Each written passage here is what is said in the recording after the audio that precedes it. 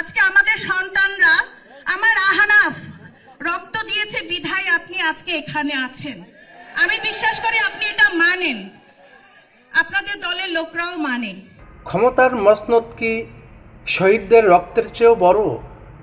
এই মা আজ যে প্রশ্ন তুলেছেন তার উত্তর কি আমাদের কাছে আছে? স্ক্রিনে এই মাকে দেখুন, বুক ফাটানো আর্তনাদ নিয়ে তিনি বলেছেন, আমার আহনাফ রক্ত দিয়েছে বলেই আপনি আজ এখানে। হ্যাঁ, আজ যারা বীরের বেশে দেশে ফিরছেন বা ক্ষমতার স্বাদ নিচ্ছেন, তাদের মনে রাখা উচিত এই সুযোগ কোনো রাজনৈতিক সমঝোতায় আসেনি। এই সুযোগ এসেছে আহনাফদের মতো হাজারো ছাত্র জনতার বুকের তাজা রক্তে। তাদের আত্মত্যাগের সিঁড়ি বেয়েই আজকের এই পরিবর্তন। প্রশ্ন হলো, ক্ষমতার দাপটে আমরা কি এই পরিবারগুলোকে ভুলে যাব, নাকি তাদের রক্তের ঋণ মাথা পেতে নেব? সময়ের দাবি একটাই, শহীদ পরিবারগুলো যেন অবহেলার শিকার না হয়। দর্শক, এই বিষয় নিয়ে আপনাদের কি মনে হয় কমেন্টে জানাইতে পারেন।